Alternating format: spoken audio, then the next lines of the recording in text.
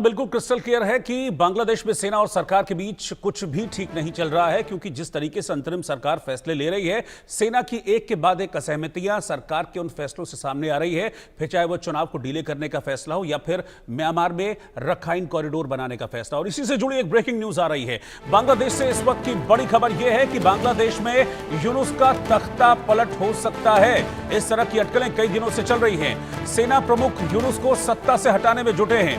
वकारुज्जमा सभी विकल्प तलाश रहे हैं। बांग्लादेश में अंदर और बाहर इस वक्त जंग जैसे हालात हैं। ये मोहम्मद यूनुस इस बात को कोट कर रहे हैं। दरअसल मोहम्मद यूनुस को डर है कि कहीं सेना उनका तख्ता पलट ना कर दे, क्योंकि बीच में मोहम्मद यूनुस ने हालात को भांपते हुए ये कहा था कि भाई मैं इस्तीफा दे रहा हूं, लेकिन उसके बाद मार्च फॉर यूनुस की एक नई पटकथा सामने आ गई। फिर यूनुस ये दिखाने लगे कि नहीं, मैं इस्तीफा नहीं दूंगा, मैं ताकतवर हूं। तो ये जो कॉन्फ्लिक्ट है सरकार और सेना के बीच, वो लगातार बढ़ता जा रहा है। अंतरिम सरकार के मुखिया मोहम्मद यूनुस का तख्ता पलट हो सकता है। फिलहाल जो परिस्थितियां वो ये कह रही हैं। बांग्लादेश के सेना प्रमुख वकारुज्जमा मोहम्मद यूनुस को सत्ता से हटाने के लिए जितने भी विकल्प हैं, सब उन्होंने ओपन रखे हैं। यूनुस कह रहे हैं कि बांग्लादेश के अंदर और बाहर जंग जैसे हालात हैं। सेना ने उच्च स्तरीय अधिकारियों की बैठकों में भाग लेकर अपनी उपस्थिति दर्ज कराई और मीडिया बयानों से भी उनकी जो मंशा है वो साफ और स्पष्ट हो रही है।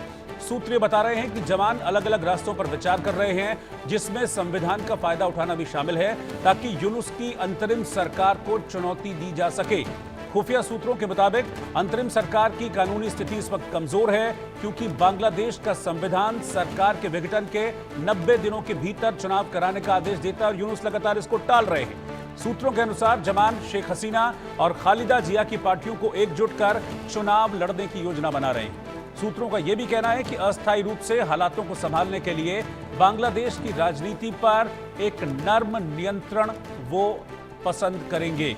इस वक्त की ब्रेकिंग न्यूज देखिए, यूनुस और जमान के बीच सब कुछ ठीक नहीं है। इस चीज को ये बिल्कुल पूरी तरह से क्रिस्टल क्लियर है। बीच में अंतरिम सरकार की तरफ से, या कह लीजिए कि मोहम्मद यूनुस प्लस आईएसआई की तरफ से एक साजिश रची गई थी, जिसमें सेना में अनरेस्ट फैलाने की कोशिश की गई थी। और उसमें एक लेफ्टिनेंट जनरल की बड़ी भूमिका निकलकर सामने आई थी कि वो मोहम्मद यूनुस के खिलाफ सेना में अनरेस्ट वकारुज्जमा के खिलाफ सेना में अनरेस्ट पैदा करने की कोशिश कर रहे थे, लेकिन वकारुज्जमा ने बखूबी उस चीज को संभाला। और अब जो टकराव है वो हेड टू हेड नजर आ रहा है। और इसमें सबसे बड़ा खतरा मोहम्मद यूनुस और उनकी अंतरिम सरकार पर है कि उन्हें पद छोड़ना पड़ेगा, इस्तीफा देना पड़ेगा, या फिर हो सकता है कि सेना ही तख्ता पलट कर दे। और इस बीच एक नया जो कॉन्फ्लिक्ट है वो रखाइन प्रांत का है, जिसमें सेना की ओर से भी साफ तौर पर स्पष्ट किया गया है कि हम इस कॉरिडोर के फेवर में नहीं है। तो एक और अध्याय इस कॉन्फ्लिक्ट में जुड़ गया है। मेरे साथ दो खास मेहमान हैं। Lieutenant colonel retired JS Sodhi साहब, सीनियर डिफेंस एक्सपर्ट, वो इस वक्त साथ में हैं, और मनन द्विवेदी जी, जो कि विदेश मामलों के जानकार हैं, वो भी इस वक्त साथ में। आप दोनों का बहुत बहुत स्वागत है। पहले सोढ़ी साहब मैं आपके पास आ रहा हूं। ये जो कॉन्फ्लिक्ट है, जो सबको दिख रहा है, ये वाकई में है क्या? ये कॉन्फ्लिक्ट है सरकार वर्सेस सेना के बीच में, क्योंकि छुपाने की कोशिश दोनों तरफ से हो रही है। तख्ता पलट की बात आती है तो जवान कहते नहीं नहीं, ऐसी कोई बात नहीं है, और मोहम्मद यूनुस भी कुछ चीजों को गोलमोल कर रहे हैं। लेकिन कॉन्फ्लिक्ट है, ये सीधे तौर पर नजर आता है। और अब रखाइन वाले कॉरिडोर को लेकर एक कॉन्फ्लिक्ट और बढ़ रहा है। बाकायदा सेना की तरफ से एक प्रेस कॉन्फ्रेंस भी की गई इसको लेकर। जय हिंद रोहित जी। जय हिंद सर। ये मेरा सौभाग्य कि मैं आपकी न्यूज चैनल और विख्यात को पैनलिस्ट के साथ हूं। एक प्रसिद्ध कहावत है, power corrupts, absolute power absolutely corrupts. यानी जिसके पास असीम शक्ति आती है राजनीति में, वो बिल्कुल भ्रष्टाचार हो जाता है। ये जो व्याख्यान है, ये मोहम्मद यूनुस पे पूरे सही और सटीक हैं, क्योंकि एक नोबेल पुरस्कार विजेता होते हुए जब पिछले साल अगस्त में उन्हें इंटरिम हेड बनाया गया बांग्लादेश का, उन्होंने सबसे पहली चीज कही कि मैं दिसंबर के अंत से पहले चुनाव कराऊंगा बांग्लादेश में। वो पिछला दिसंबर निकल गया। इस साल उन्होंने कहा मैं इस दिसंबर के एंड तक चुनाव कराऊंगा। अब वो कह रहे नहीं, मैं अगले साल कराऊंगा। यानी कि मोहम्मद यूनुस इतने पढ़े लिखे होने के बावजूद, इतने अमीर होने के बावजूद, इतने बड़े बड़े पुरस्कार, नोबेल पुरस्कार समेत के विजेता होने के बावजूद, वो अपनी कुर्सी से अब नीचे नहीं हटना चाहते। और क्योंकि वो अपनी कुर्सी पे चिपक गए हैं चुंबक की तरह, ये चीज चाहे बांग्लादेशी सेना हो, चाहे वहां बांग्लादेशी की मेन पार्टीज हो जैसे बीएनपी और दूसरे हो, उनमें अब आक्रोश और गुस्सा बढ़ते जा रहा है। वहां की आवाम में गुस्सा बढ़ते जा रहा है, क्योंकि बांग्लादेश की आवाम जानती है कि अगर बांग्लादेश ने तरक्की की है तो वो उन सालों में की है जब बांग्लादेश में राजतंत्र था, लोकतंत्र था या डेमोक्रेसी थी। लेकिन जिस तरह से अब मोहम्मद यूनुस एक क्वाजी डिक्टेटर के रूप में बैठ गए हैं, वो अपनी कुर्सी को छोड़ना नहीं चाहते, ये चीज बहुत आक्रोश करती जा रही है। दूसरी बात जो खबरें आ रही हैं कि मोहम्मद यूनुस ने बांग्लादेश के राष्ट्रीय हितों को अमेरिका को बेच दिया, समर्पण कर दिया, चाहे रखीने कॉरिडोर का मामला है, चाहे अमेरिका को एक वहां पे बेस बनाने का मामला है, नौसैनिक बेस। ये जो सारी बातें ये बांग्लादेश की आवाम में बहुत ही गुस्सा पैदा करें मोहम्मद यूनुस के खिलाफ। मोहम्मद यूनुस को याद होना चाहिए कि बांग्लादेश एक वक्त भारत से अच्छा कर रहा था आर्थिक तौर पे। बांग्लादेश की पर कैपिटल जीडीपी अच्छी थी भारत से, लेकिन पिछले साल से जिस तरह से बांग्लादेश में ये खून खराबा हो रहा है, जिस तरह से आए गए दिन वहां पे रॉयट्स हो रहे हैं, जिस तरह से लोगों में आक्रोश बढ़ता जा रहा है, आज बड़ी बड़ी कंपनियां बांग्लादेश में निवेश करने से हट रही हैं, दूसरे देशों में जा रही हैं। यानी कि एक शॉर्ट फॉर्म में मैं कहना चाहूंगा, अगर मोहम्मद यूनुस अपने देश को बचाना चाहते हैं, उन्हें फौरन कुर्सी से उतर जाना चाहिए और जल्द से जल्द वहां पे चुनाव कराने चाहिए। लेकिन वो मंशा तो फिलहाल दिख नहीं रही है और इसीलिए जो सेना है वो बिल्कुल आप समझिए कि एक एंटी वाली भूमिका में अंतरिम सरकार की नजर आ रही है। इस वक्त एक ब्रेकिंग न्यूज मैं आपको बता रहा हूं और उस ब्रेकिंग न्यूज के बाद मैं मनन जी के पास चलूंगा। बड़ी खबर यह है कि मोहम्मद यूनुस के खिलाफ सेना खुलकर सामने आ गई है, जिस बात को मैं बार बार कह रहा हूं। बांग्लादेश आर्मी ने साफ तौर पर कह दिया है कि हम रखाइन कॉरिडोर मामले में कोई भी समझौता नहीं करेंगे। सेना ने म्यांमार में कॉरिडोर का विरोध किया है। आर्मी चीफ की ओर से भी कह दिया गया है, आर्मी चीफ ने बल्कि लास्ट ईयर ही 2024 में इसको खूनी कॉरिडोर नाम दिया था और कहा कि कॉरिडोर के लिए यूनुस सरकार जोर लगा रही, लेकिन हम किसी भी तरीके से इस कॉरिडोर का सपोर्ट नहीं करेंगे, बल्कि हम इसके एंटी रहेंगे, हम इसके खिलाफ रहेंगे। जिस कॉरिडोर को मोहम्मद यूनुस अमेरिका के साथ मिलकर खोलना चाह रहे हैं, जिस कॉरिडोर पर काम करना चाह रहे हैं, उसको सीधे तौर पर बांग्लादेश की आर्मी के जनरल खूनी कॉरिडोर कहते हैं। और बाकायदा मैं जिस प्रेस कॉन्फ्रेंस का जिक्र कर रहा था, वो प्रेस कॉन्फ्रेंस हुई और उसमें सेना ने साफ तौर पर अपने इरादे स्पष्ट कर दिए, जो मोहम्मद यूनुस के लिए तो कहीं से कहीं तक भी अच्छे नहीं कहा जा सकता। आप सुनिए जरा सेना की उस प्रेस कॉन्फ्रेंस को। एक लाइने যদি উত্তর দিতে চাই, অবশ্যই আমরা কম্প্রোমাইজ করিনি বর্ডার, এবং যতক্ষণ পর্যন্ত আমাদের গায়ে বিন্দুমাত্র শক্তি থাকবে, will never compromise that. This is our country and will protect it at any cost. এটা আপনার দেশ, এটা আমার দেশ। এই দেশের সার্বভৌমত্ব বিনষ্ট হতে পারে কোনো একটা সম্প্রদায়ের মাধ্যমে, এটা কখনোই হবে। तो ये बांग्लादेश आर्मी के लेफ्टिनेंट कर्नल हैं, शफीकुल इस्लाम इनका नाम है, जिन्होंने कह दिया कि हम अपनी कंट्री को लेकर किसी भी तरह का कोई समझौता नहीं करेंगे। इसको कहते हैं सीधी और क्लियर चेतावनी, जो बिना नाम लिए अंतरिम सरकार को दी गई है, मोहम्मद यूनुस को दी गई है। और इसीलिए सेना का ये जो एक्शन है, सेना की ये जो प्रेस कॉन्फ्रेंस है, सेना के जो ये सीधे सीधे शब्द और मैसेजिंग है अंतरिम सरकार को, उसने यूनुस की टेंशन बढ़ा दी है।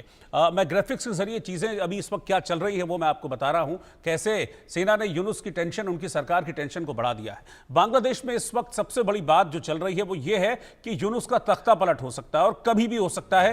ये इस समय बांग्लादेश के बच्चे बच्चे की जुबान पर है। सेना प्रमुख यूनुस को सत्ता से हटाने में जुटे हुए हैं। वकारुज्जमा इस वक्त जितने भी विकल्प हैं उनके सामने, उन सभी को एक्सप्लोर कर रहे हैं, जिसमें सबसे पहला विकल्प कहा जा रहा है वो है तख्ता पलट का, यानी कि यूनुस के नीचे से गद्दी को गायब करने की तैयारी चल रही है। बांग्लादेश में अंदर और बाहर इस वक्त जंग जैसे हालात हैं और ये बात खुद कह रहे हैं, कौन कह रहा है? ये बात कह रहे हैं मोहम्मद यूनुस, जो कि अंतरिम सरकार के मुखिया हैं। यानी कि उनको पता है कि कुछ ना कुछ चल रहा है और उनकी कुर्सी पर खतरा है। यूनुस के खिलाफ हैं इस वक्त आर्मी चीफ जनरल वकारुज्जमा और हेड टू हेड दोनों के बीच टकराव नजर भी आ रहा है। दोनों के स्टेटमेंट्स देख लीजिए, दोनों की बातें आप देख लीजिए।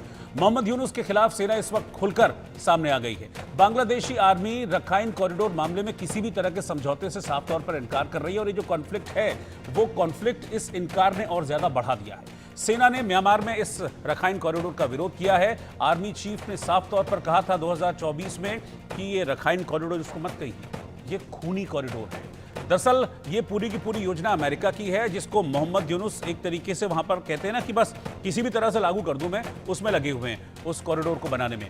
कॉरिडोर के लिए यूनुस सरकार ने पूरा जोर लगा दिया है, लेकिन आर्मी भी पूरे जोर के साथ कह रही कि हम इस कॉरिडोर को बनने नहीं देंगे। किसी भी सूरत में हम देश की सुरक्षा, देश की संप्रभुता के साथ समझौता नहीं करेंगे। तो ये इस वक्त है कॉन्फ्लिक्ट सेना और सरकार के बीच। मनन द्विवेदी जी इस वक्त मेरे साथ हैं। मनन जी, ये चीजें साफ तौर पर दिखा रही हैं कि अमेरिका का हाथ है मोहम्मद यूनुस के सिर पर, और बिना किसी मजबूत हैंड के मोहम्मद यूनुस जैसे शख्स में इतनी हिम्मत नहीं है कि वो एक तरीके से सेना के एंटी खुद को दिखाए। तो पीछे अमेरिका का हाथ है, इसलिए इतना बढ़ चढ़कर इस कॉरिडोर के लिए बात कर रहे हैं मोहम्मद यूनुस। ये मैं भी आपकी बात से काफी इत्तेफाक रखता हूं, और यहां पर मैं ये कहना चाहूंगा कि जब पहले प्रेसिडेंट डोनाल्ड ट्रंप से रिएक्शन मांगे गए उनके 2.0 रिजीम में, तो उन्होंने मोदी जी को सीधी ये बात बोली कि जो बांग्लादेश का मसला है और जो एनार्की और जिस तरह का केओस बांग्लादेश में फैल गया है, वहां पर जिस तरीके का पॉलिटिकल कल्चर पाकिस्तान से काफी बेहतर हुआ करता था और भारत से काफी खराब हुआ करता था, तो ये जो सारी अस्थिरता, एनार्किक और केओटिक सिचुएशन मोहम्मद यूनुस के आने से हुई है, उसको भारत ही संभाले, मोदी जी उसको संभाले।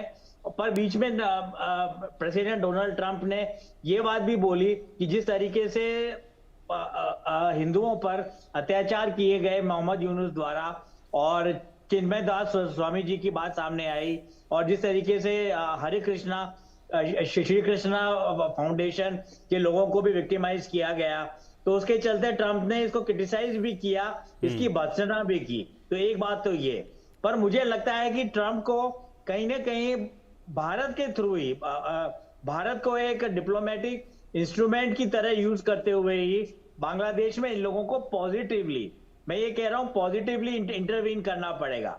और जहां तक जो क्लैश चल रहा है मोहम्मद यूनुस और वकूर जमान के बीच में, उनके बारे में मैं कहूंगा कि जिस तरीके से पाकिस्तान में भी आर्मी सबसे पावरफुल गवर्निंग और एक्सटर्नल अफेयर्स की एजेंसी है, उसी प्रकार उतनी पावरफुल और उतनी शक्तिशाली और परवेडिंग बांग्लादेश की आर्मी नहीं है। पर फिर भी अगर हम बांग्लादेशी आर्मी के इतिहास को देखें तो 1971 का उदाहरण हम दे सकते हैं।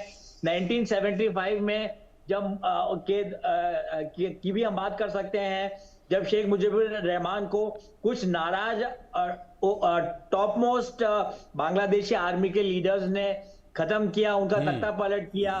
तो इन सारी चीजों को देखते हुए लगता है कि कहीं ना कहीं आर्मी का बहुत बड़ा हाथ है, और एक तरीके की पॉलिटिकल एनार्की, और मैं इसको राजनीतिक विज्ञान के परिप्रेक्ष्य में भी देखना चाहूंगा। मैं ये कहूंगा कि जिस तरीके से प्रजातंत्र, मानवतावाद और मानव अधिकारों की बातचीत, और जिस तरीके से बातें फंक्शनल होती नजर आती थी बांग्लादेश में आज से 5 साल पहले, आज से 2 डेकेड पहले शेख हसीना के रूल के दौरान, क्योंकि उस समय भारत से बांग्लादेश के संबंध बड़े ही अच्छे थे और सौहार्दपूर्ण थे। ये सारे के सारे डेवलपमेंट्स अब नेगेटिव होते जा रहे हैं, और मुझे लग रहा है कि बांग्लादेश भी मोहम्मद यूनुस और आर्मी के क्लैश के चलते अफगानिस्तान के ट्विलाइट जोन की तरह या पाकिस्तान के फेल्ड स्टेट की तरह किसी न किसी तरह एक असफल राष्ट्र, एक फेल्ड कंट्री की तरह उभर के सामने आ रहा है, या फिर हम ये कहेंगे कि गिर रहा है। और जहां तक ये रखाइन कॉरिडोर की बात है, मैं यहां पर ये कहना चाहूंगा कि स्थितियां मोहम्मद यूनुस ने अपनी बेवकूफी और अपनी हठ धर्मिता के कारण इतनी खराब कर दी हैं कि हमारे एक चीफ मिनिस्टर आसाम के हेमंता बिस्वास, वो यहां तक कह रहे हैं कि अगर बांग्लादेश ने हमारी चिकन नेक के ऊपर परेशानी पैदा करने का प्रयत्न किया, तो जो 2 चिकन नेक हैं उसको बांग्लादेश को नहीं भूलना चाहिए। पहला तो चिटागोंग पोर्ट के पास और दूसरा मेघालय राज्य के पास। हम इनको ध्वस्त कर देंगे, और जो जिस लैंडलॉक्ड बातचीत को मोहम्मद यूनुस और बांग्लादेश बड़ी ही इमेच्योर वे में सामने ला रहा है, उसको हम रियलिटी में परिणित करके दिखाएंगे। तो मुझे लगता है कि मोहम्मद यूनुस, आप जैसे कि आपने बात को शुरुआत की थी, ट्रंप जो है उनको इंटरफेयर करना चाहिए, अमेरिका को इंटरफेयर करना चाहिए, और सिर्फ ये कह देने से कि डीप स्टेट का हाथ है शेख हसीना के तख्ता पलट में और यूनुस के राइज में, ये अमेरिका अपनी कहीं ना कहीं वैश्विक जिम्मेदारियों से भाग रहा है। मैं यहाँ पर ये कहना चाहूंगा। ठीक है, आप साथ में बने रहिए। एक ब्रेकिंग न्यूज इस वक्त आ रही है, फिर मैं सोडी साहब के पास चलूंगा। बड़ी खबर यह है कि यूनुस सरकार पर बांग्लादेश की पूर्व प्रधानमंत्री शेख हसीना ने बड़ा हमला बोला है। बांग्लादेश की सियासत में शेख हसीना इस वक्त फिर से एक्टिव नजर आ रही हैं। बांग्लादेश में आतंकी खुले घूम रहे हैं, यह आरोप लगाया गया है शेख हसीना की तरफ से। उन्होंने कहा कि मेरी हत्या की साजिश कर सत्ता को छीना है मोहम्मद यूनुस ने और वहां की सरकार ने। इस वक्त की ब्रेकिंग न्यूज आपको बता रहे हैं, बांग्लादेश की पूर्व प्रधानमंत्री हैं शेख हसीना, और अभी पिछले दिनों आपने देखा था कि बांग्लादेश की राजनीति से एक तरीके से डीएक्टिवेट करने के लिए शेख हसीना को उनकी पार्टी अवामी लीग पर बैन लगा दिया गया था। उनके नेताओं को पकड़ पकड़ कर मोहम्मद यूनुस जेल में ठूस रहे थे, क्योंकि उनको पता है कि अब नहीं तो कुछ टाइम के बाद चुनाव मुझे कराने पड़ेंगे, लेकिन सामने जितने कम लोग मेरे प्रतिद्वंदी होंगे उतना ही सरकार में वापसी की संभावना रहेगी। लेकिन अब शेख हसीना लगातार हमलावर हैं और वो आप समझिए कि वो लगातार जो अवामी लीग का बेस है, जो कार्यकर्ता है बांग्लादेश में, उनको संबोधित करती रहती हैं। सीधे तौर पर एक बार फिर अटैकिंग हुई है वो मोहम्मद यूनुस पर, अंतरिम सरकार पर, कि मेरी हत्या की साजिश की और फिर सत्ता को वहां से छीन लिया। ये आरोप लगाया गया है शेख हसीना की तरफ से। वो सीधे तौर पर कह रही हैं कि ये कोई और नहीं, ये आतंकी हैं, आतंकी खुले घूम रहे हैं और सरकार का इनको संरक्षण प्राप्त है। अब मैं कर्नल सोढी के पास चल रहा हूं। कर्नल सोढी, अगर इलेक्शन होते हैं, जैसा कि अभी सेना की तरफ से भी अल्टीमेटम दिया गया है कि लास्ट है दिसंबर इस साल का, अगर आप इलेक्शन नहीं कराओगे तो फिर समझ लेना, और इसी चीज को लेकर एक बड़ा कॉन्फ्लिक्ट है दोनों के बीच में। क्या इन्हीं चीजों को देखते हुए अपने सामने के दुश्मन कम कर रहे हैं मोहम्मद यूनुस, इसीलिए आवामी लीग को कहते हैं ना रास्ते से हटा देना, रास्ते से हटाने की उनकी कोशिश है कि हां मैं बैन लगा देता हूं इस पे? इसमें कोई शक नहीं है रोहित जी कि आज भी अवामी लीग और शेख हसीना की जो पॉपुलैरिटी है बांग्लादेश में बहुत ज्यादा है। ठीक है, पिछले साल अगस्त से थोड़ी कम हुई, लेकिन अभी भी बहुत ज्यादा है।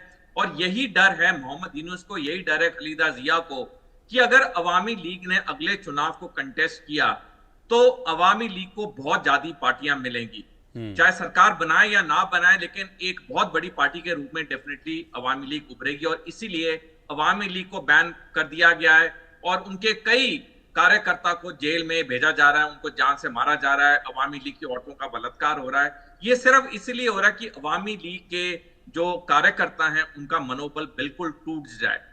देखिए, जहां तक बात है बांग्लादेश की, वहां की जनता आस्ता आस्ता समझने लग गई है कि उन्होंने खलीदा जिया को के खिलाफ पिछले साल प्रदर्शन करके उसको सत्ता से निकाल के भारी गलती की, क्योंकि मोहम्मद यूनुस तो शेख हसीना से भी बदतर निकले। हालांकि वो जब आए तो उन्होंने बड़ी बड़ी बातें की, लोगों को लगा बड़ा पढ़ा लिखा आदमी है, नोबेल विजेता है, ये तो बांग्लादेश को बिल्कुल एक विकसित देश बनाएगा, लेकिन उसका विपरीत हुआ। बांग्लादेश में जो बिजनेस था वो वहां से हटने लग गया और मोहम्मद यूनुस की गलत बातों की वजह से भारत ने भी एक कठोर रुख अपनाया है, जिसकी वजह से बांग्लादेश के जो व्यापारी हैं उन पे बहुत असर पड़ रहा है। जब व्यापारियों पे असर पड़ता है तो आम जनता पे तो पड़ता ही पड़ता है। तो ओवरऑल बांग्लादेश की आवाम अब मोहम्मद यूनुस से बहुत खफा है, और हालांकि वो अवामी लीग को अगर अगले चुनाव नहीं भी कंटेस्ट करने दें, लेकिन वो इंडिपेंडेंट कंटेस्ट करेंगे और भारी बहुमत से जीतेंगे। जैसे हमने देखा पाकिस्तान में क्या हुआ, पाकिस्तान में शहबाज शरीफ सरकार और असीम मुनीर ने इमरान खान की पार्टी पे बैन लगा दिया, लेकिन इमरान खान की पार्टी के उम्मीदवारों ने इंडिपेंडेंट कंटेस्ट करके उनको सबसे ज्यादा सीटें मिली। तो यही चीज बांग्लादेश में भी होगी कि वहां की आवाम जान चुकी है उनसे जो भूल हुई पिछले साल, अगर वो उसे नहीं ठीक करते हैं तो बांग्लादेश बिल्कुल पाकिस्तान अफगानिस्तान की तरह बदतर देश बन जाएगा। ऑलरेडी मोहम्मद यूनुस पाकिस्तान को ऑलरेडी मोहम्मद यूनुस बांग्लादेश को पाकिस्तान और अफगानिस्तान के रास्ते पे लेके जा रहे हैं। तो डेफिनेटली उनकी ये जो चाल है वो सफल नहीं होने देंगे। जीतेगी तो जरूर अवामी लीग, बेशक पार्टी के तौर पे या फिर इंडिपेंडेंट कंटेस्टेंट्स के तौर पे। अच्छा मनन जी, मैं आपके पास आ रहा हूं। जो जिस तख्ता पलट की बात कही जा रही है कि तख्ता पलट होगा, तख्ता पलट होगा, क्या सेना करेगी बांग्लादेश में तख्ता पलट? इस तरह की परिस्थितियां आपको बनती हुई दिख रही हैं तख्ता पलट वाली?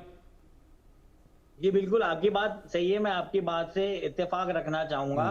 मैं यही कहूंगा कि बिल्कुल यहाँ पर मुझे भी ऐसा ही लगता है कि बांग्लादेशी सेना के द्वारा तख्ता पलट किया जा सकता है मोहम्मद यूनुस का, क्योंकि अभी भी हम देखें जो स्ट्रिंग्स ऑफ पावर्स और लीवर्स ऑफ पावर हैं वो मोहम्मद यूनुस के हाथ से खिसकते हुए नजर आ रहे हैं। और पहली बात ये कि उन्होंने अपने इस्तीफे की भी नौटंकी एक तरीके के ड्रामेटिक पर्सोना की तरह बन गए मोहम्मद यूनुस, जो उनको शोभा नहीं देता 85 की ईयर्स की एज में, और एक ऑक्टेजेनेरियन है। तो उनका इसमें दो बातें यहाँ पर बांग्लादेश के राजनीतिक डेवलपमेंट्स में उभर के सामने आ रही हैं।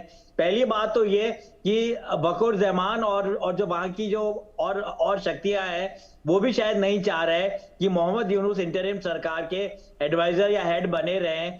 तो या तो ऐसा भी हो सकता है कि लोगों से सिंपैथी लेने का और विक्टिम बनने का प्रयास कर रहे हैं मोहम्मद यूनुस, और एक तरीके का ये राजनीतिक गेम कोई तरीके का अपना इक्का चल रहे हैं जिसके चलते वो विश्व को शो कर सकें, और जो वहां की बाकी की पॉलिटिकल पार्टीज है जिनके साथ बातचीत हुई है उनकी, बीएनपी के साथ, जमात इस्लामी के साथ, नेशनल सिटीजनशिप पार्टी एनसीपी के साथ, उनको ये शो करें कि अगर डेमोक्रेसी को बचाना है तो उनको ही रखें।